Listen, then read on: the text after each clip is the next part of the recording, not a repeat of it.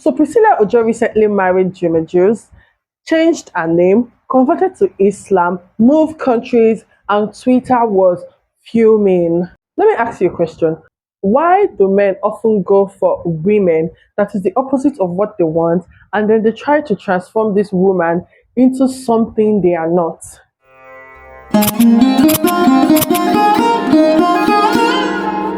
Hi, Chiamaka here. Welcome back to my channel. If you're new here, welcome. Subscribe and like if you love my content. If you are a returning subscriber, come get a hug. I love you and I hope you know that. Yabojo's daughter, Priscilla Ojo, recently married a Tanzanian singer, which is Juma Just. I'm sure you people already know that. In April 25, 2020. No, in April 2025, recently, Juma Just granted an interview talking about how he had to convince Priscilla to convert to Islam and that she's no longer Priscilla Ojo, that she's now Adiza Mbaka. Guys, I don't know how to pronounce the surname, so I don't want to murder the surname. But technically, Priscilla is no longer Christian, she's now a Muslim.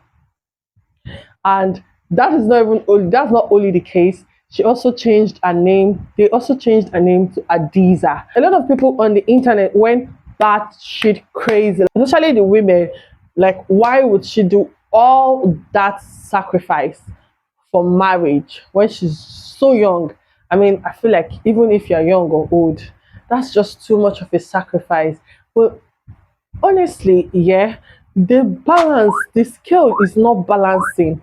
Changed her name, converted to Islam, moved countries, all these things before she's 25, for a man that, I don't know, I really can't tell what he has done. Let me not talk too much, but I really can't say what he has done.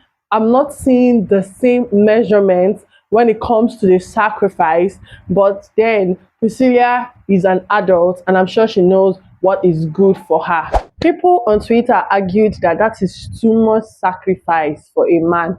The critics were like, why would you change your identity, change your name, change your religion, change a whole lot of things because of a man? Well, this is not even my problem. The most important question that I was forced to ask is, why do men go after women that is not within what they want? This is honestly a serious thing to talk about, because some men would totally want this and they will go after the opposite and try to drag the lady to what they want.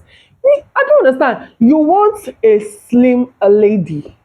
You want a slim lady, but then you go after a thick lady and they try to get her to be slim.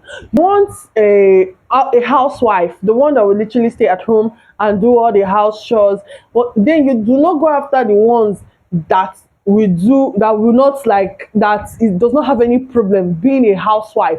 You will not go after the women that does not have any problem being a housewife. You will go after the ambitious one and try to make them into a housewife.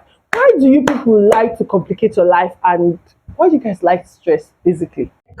I feel like men always do this thing where they get a woman that's not what they want and they try to reinvent her, and then in order to fit into their words. Let's dive into this pattern that has been happening throughout times, where men expect women to redesign their life in order to fit into their world. Now, these men do these things in order to exercise dominance and power. It's just about the conquest, like dragging a woman from this place to this place. Oh, I'm the one that made her to do this thing. Obviously, that is what it's all about. I think it's an ego boost to say, oh, my wife became this because of me. My wife turned into a Christian because of me.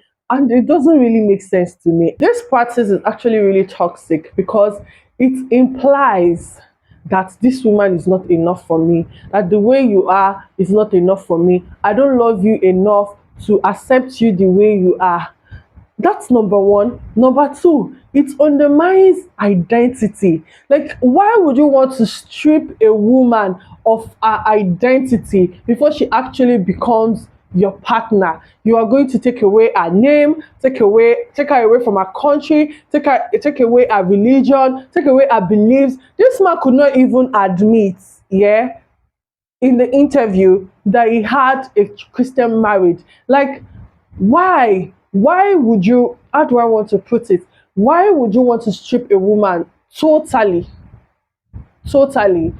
of her identity just because she wants to be with you? It also gave the impression that you own her.